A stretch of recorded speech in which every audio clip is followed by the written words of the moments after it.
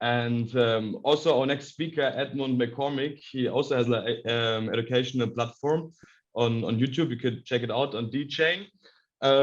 So that's my introduction. It's going smooth from here to there. Thank you very much, Samir. We keep in contact, and yeah, for sure. Let's keep us updated. Let's keep in touch. Thank you very much. It's been a pleasure. Welcome, Edmund. How are you doing? Mark, I'm doing well from not so sunny Miami right now. How are you? All good. Sunny Barcelona is always reliable, you could say. Yeah, usually I could count on some nice warm weather to sort of get us out of the end of October, early November blues, but unfortunately Miami did not deliver this time around. So still love the city, but yeah, great to join you. Wonderful, great to have you here. We already had like a little session from your partner, Jonathan, how to become a soccer player. But today we're going to talk about how sports are accelerating blockchain adoption. And yeah, we prepared. How about we kick it off? Like we have like this little interview format. So yeah, Edmund, how about you just tell us a little bit about just yourself, your background, and also your company, the DChain Capital. Yeah, so as you just mentioned, I'm the managing partner for DChain Capital. My career historically, unlike Jonathan, who's been very focused in the financial sector, has been in tech. In the last 15 years, I've been really focused in both from a sales, business development, M&A type of approach in terms of identifying products and services that align with emerging consumer trends. And ultimately, if you look at how this digital space has evolved, going from the social world, connecting people in ways that didn't exist before, to 4G connectivity, helping to make a lot of that information and the way that you can engage with sports at your fingertips on mobile devices, now to what blockchain could bring to the table, and what we've seen really in the last 2 years in terms of bringing fans into the game in ways that didn't exist before. And in saying that, when we were launching the fund and really coming up with where we wanted to specialize in, and I think you mentioned this with the previous speaker, there's a lot of education that need to be done. And in doing so, for me, I wound up launching a registered investment advisor firm focused in on providing that education in both blockchain and cryptocurrency, called DChain. With that, with the end goal being, with that education sort of onboarding, we would then provide opportunities for people to get into this, next wave, next generation of tech companies that could offer disruption in both sports, media, Web3, et cetera. So yeah, really excited. We're about to actually launch in the next week, and big focus on a lot of the opportunities that sports provides. Wonderful, wonderful, great. And what specific sectors are you like specialized in? Yeah, so a lot of the focus for us really revolves around data and ways that people can engage with both media and entertainment. And as saying that, we're really focused in on, ideally Web3, which is all about how do you connect to other individuals, how do businesses streamline their operations, all the way down to how do you use blockchain to really transform the way that we consume things that we love to do on a daily basis, whether that's gaming, watching sports, or just very simply streaming your favorite shows. So for us, it comes down to tangible things that we incorporate into our daily lives: entertainment, sports, music, Web3. Okay, wonderful. And so these are like your main sectors. Sounds good. Yeah, and good. No, come again. You have anything to add? Yeah, and the reason that we focus there, and you see it with finance, with DeFi, when it comes to adoption, generally the first wave of adoption happens with things that we incorporate into our daily lives. Finance is a no-brainer. It's the fabric of our daily lives. But when we get home, at the end of the day, and you're trying to unwind, you're turning to oftentimes connected devices or connected forms of media to unwind, to relax, to sort of open up this other sort of side of many people. And in saying that, this is where there's a tremendous amount of opportunity. And we think that there's, for us, some specific projects that are really just going to be transformative in the way that we just even enjoy sports. Okay, wonderful. And how do you see the sports industry adopting to the blockchain activities? Yeah, so especially after COVID-19, or sort of COVID-19 really reared its head, what you saw was a major challenge in the overall sports industry. For one, sports came to a halt for quite some time. Of course, there were some leagues that came back sooner than others, but what you saw was this void that was created in terms of how do we make up for the losses, whether you're talking about March Madness here in the US, all the way to professional soccer throughout the world. And with that, blockchain created an opportunity to help these clubs connect with fans in this new socially distant world that was created. And this is where you started to see blockchain helping to revolutionize new revenue streams, new fan experiences, and even really the face of what sports sponsorships look like today. Okay, yeah, makes sense. Since due to the lockdown, you cannot sell tickets so much. How do you compensate it with revenue streams? What do you see there? Okay, you have some NFTs, collectibles, but which other blockchain technology could help, let's say, football clubs to make money? Yeah, so when you talk about football clubs, they really focus in on curating talent. And when we look at the current model, Europe, Asia, even African clubs, they do a phenomenal job at really fostering these youth players who show a lot of potential to ultimately go on to the next stage. When you look at in the US, one of the biggest problems that we created here was this pay-to-play model, where at some point it becomes cost inhibitive for a player to be showcased and to gain the exposure that they need in order to make that next leap. So with blockchain, what you're seeing are new ways of connecting and crowdsourcing funds to help alleviate some of those challenges so that you have a wider sort of dispersion of demographics that are being able to participate in sports at elite levels. Aside from all the other new types of revenue streams, whether it's NFTs, even the way that media rights can be distributed globally. I was last week, took my family on vacation. We went down to Jamaica, and I'm a huge UFC fan. I love the UFC, who happens to be partnered with crypto.com for their sports sponsorship, but I couldn't get the latest fight. And that card had phenomenal matchups on it. In fact, they even threw a referee out of the card that night for being incapable of protecting fighters.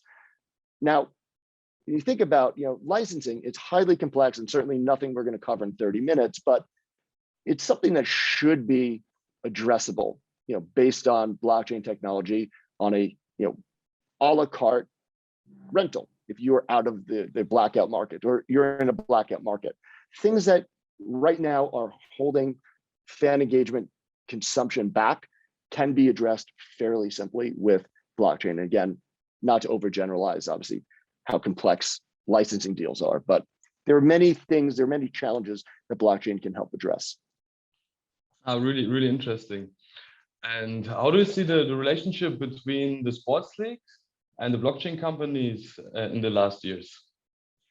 Yeah, if you just look, just in the last year, you've seen blockchain companies really grabbing headlines as, truthfully, as a replacement to many of the corporate sponsors that we've grown accustomed to, in financial services, auto, apparel, consumer electronics, et cetera. And, many of the leagues that, generally had a lot of hesitation around cryptocurrency have warmed up, given, the fact that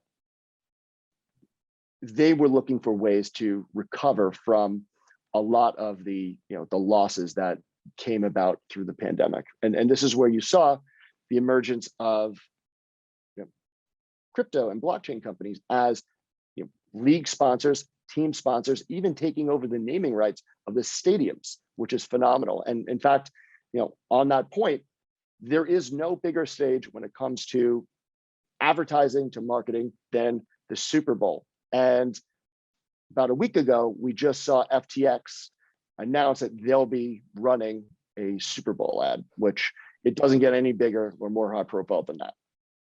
Maybe World Cup. True, true. And why do you think the leagues have been so receptive? Well, again, I think a lot of it has to deal with them looking for ways to offset those losses. And in saying that, the overall landscape of sports sponsors and overall, advertising, both for the league and for the networks, have changed pretty dramatically. I mean, if you just look at, the number of TV ads that have run just in, not even the last year, just in the last month for sports betting, it's been incredible. And sports betting has always been this thorn in the league side. They allowed fantasy to emerge and to become a big part, but there was always this sort of arm's distance kind of relationship that they've had with the betting side. And if you see, I before today's conversation, I saw a stat put out by iSpot, which tracks national TV ads. Just from September 9th through mid-October, there was over $15 million in just TV ads in the US spent by FanDuel, DraftKings, and Caesars. And if you pull that back just to the first half, they're putting numbers in the hundreds of millions. This is something that didn't happen. ESPN wasn't allowing that type of ad to run 3 years ago. So a lot has changed in the way that fans are now consuming, their favorite sports, are connecting with their favorite teams, and really identifying as fans in general. Interesting. And I also think like the betting industry, also when it comes to the sports industry, is like the biggest revenue holder in this way. Do you think like blockchain technology has the potential maybe to cut out the middleman sooner or later? So we have like everything on blockchain, all the bets, maybe even on a secondary market to sell them. Yeah, and it's a dirty secret. I don't even know if it's a secret anymore. For sports, sports betting has been really a centerpiece in many countries around the world. And oftentimes, you go to the game and you see the bookmakers at the actual physical match. But if you just look at just the overall, how much money has been spent in sports betting globally, figures are putting out north of 200 billion just in 2020. Now, in saying that, many times it's running on a black market, or it's running, off of the grid for, state legislation, governments, et cetera. And that creates a problem, especially if you're, let's say, a US bettor, that if I put money into a European sports site, will I be able to withdraw that money? We saw that with PokerStars years ago, where the money just got frozen and you were out of whatever you had deposited or won and sort of built over time. There's a major concern there. At the same time, you're also seeing this opportunity where, through streamlined operations, could there be new ways that either the casinos or the sports betting apps could provide greater incentives, maybe even greater lines and VIGs to the players themselves? So I think that there's a lot of opportunity on both sides to really make this a positive experience for those who are interested in it. Great, really interesting. Thank you. And what strategy opportunity do sport provide for blockchain companies? Yeah, so in general, blockchain has been somewhat of a confusing sector for many people. And in saying that, this provides the leagues, the networks, ultimately provide them, these blockchain companies, a platform to gain mass awareness and ultimately legitimacy, by partnering with them. And this is where you could see the benefit of garnering that high visibility on TV, on social media, on jerseys. And the results have really proven to be positive. Again, going back to that example with FTX, Sam Bankman-Fried, who is the founder of FTX and one of the more popular individuals in all of blockchain, when asked why he's even investing in the Super Bowl, aside from the fact that he mentioned, look, Super Bowl's not for sale, otherwise we would have bought it, which is kind of funny. He mentioned that this is an audience, because of how much has been invested in winning hearts and minds for people in overall blockchain. This is an audience that is just becoming more aware. The average sports fan is 2 to 3 times more likely to be aware and actually active with crypto than a non-sports fan. So this is, especially as more platforms are trying to gain a foothold in countries where there's been a lot of legislation and regulatory challenges, this is a great way to win those hearts and minds as you're lobbying and trying to gain your access into those markets. Okay, I was not familiar with that, but interesting that fans are like more in cryptos than non-fans, because probably also because of this collectibles and everything, that you have like a faster adoption there. And Sure. And how do you think the blockchain has impacted the fan experience in general? Yeah, I think it's transformed it. It's connecting fans in a way that has not existed before, so much so that the tokens that they're buying as a supporter of the club has even gone on to pay for some of the salaries and signing bonuses for the players. There's no bigger example than Messi when he joined Paris Saint-Germain, and my partner Jonathan will kill me for my pronunciation of all of that, but he took part of his signing bonus in PSG token.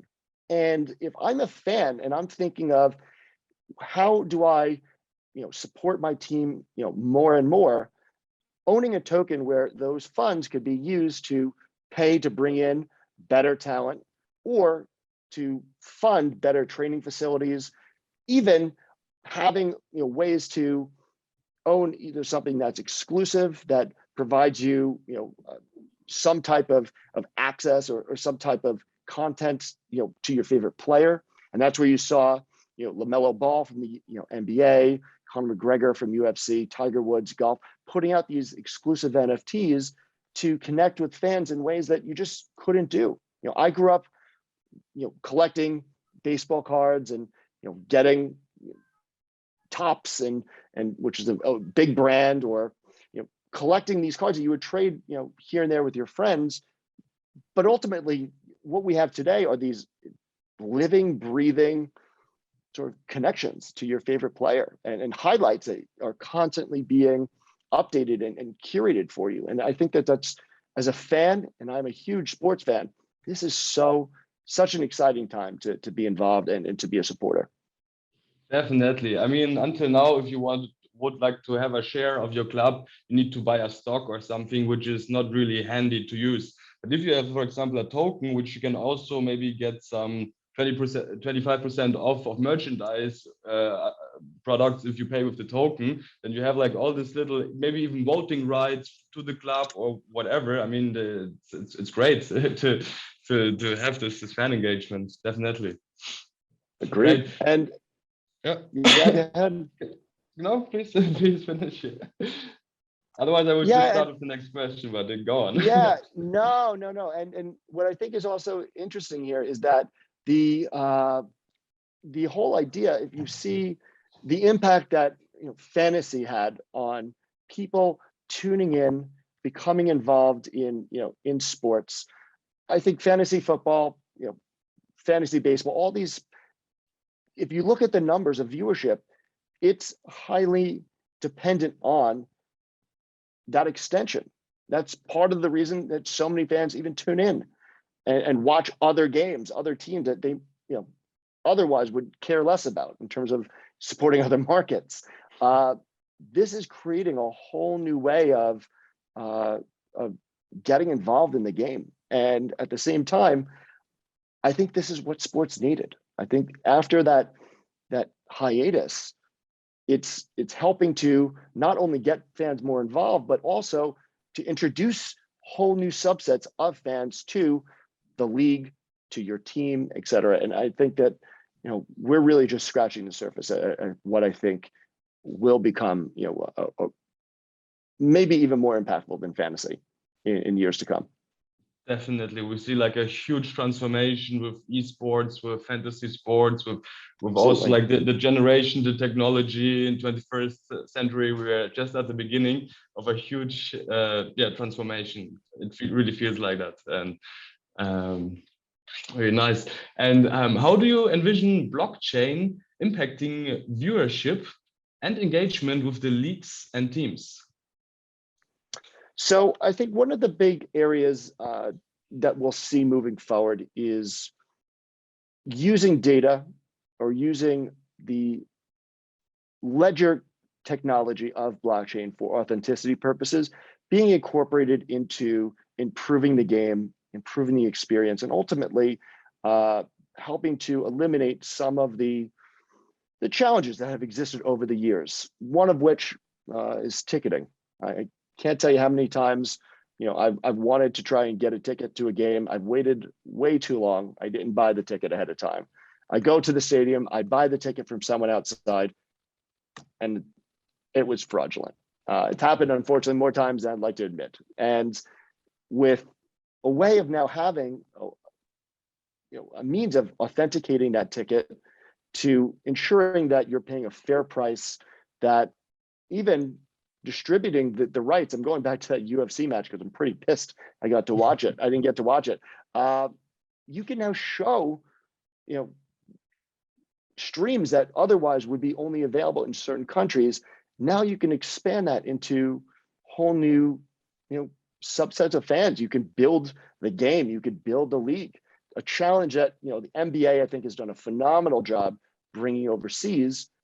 But when you look at American football, still a long ways to go. When you look at soccer, I think it's a long ways to go, bringing it, at a greater mainstream awareness level here in North America. So I think what you'll see is, figuring out ways that people are tuning in more and bringing it to more people, but also how do you extend that experience beyond the parameters of, the time of that individual game and keep people engaged in between matches. And I think that that's where you're going to see a lot more engagement delivered through blockchain in the coming months and years.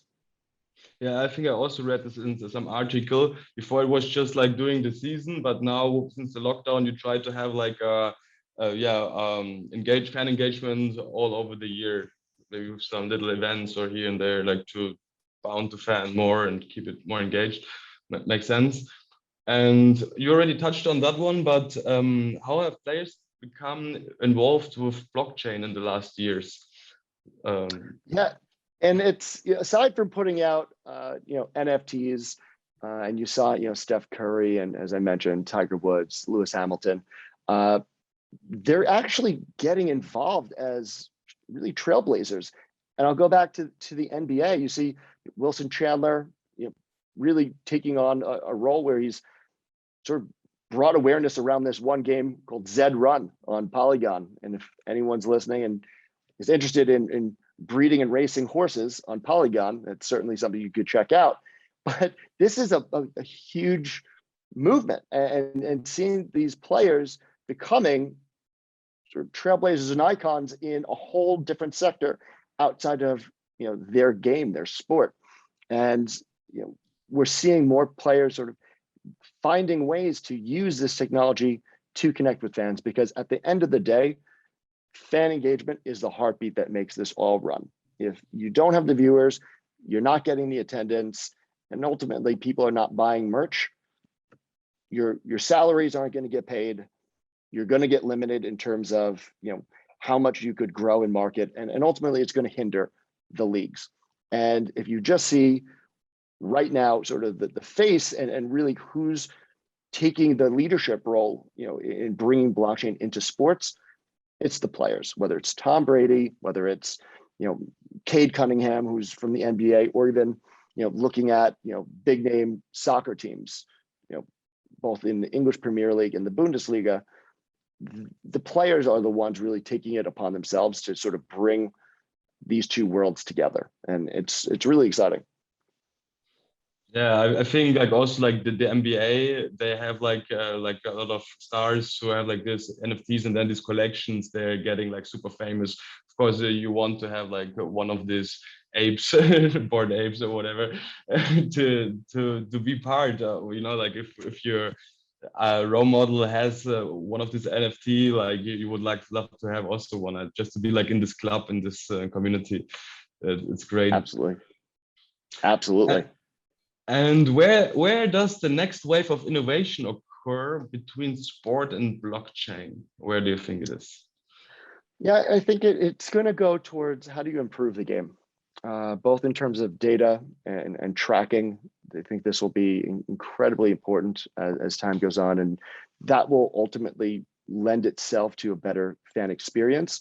But truthfully, I think it's going to go to, you know, helping to improve the way that the game is made more accessible and to more individuals around the world, and the way that fans could get more upstream. And I think, you know, I'll leave off with sort of the academy model in soccer.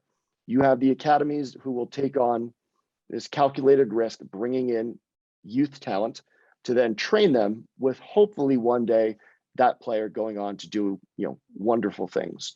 Now, if those academies had access or, you know, portion of the funding coming from any of the tokens associated with their league teams, you, I think, could see a greater sort of dispersion of players who are brought in, perhaps brought in from areas where there might not have as much scouting going on.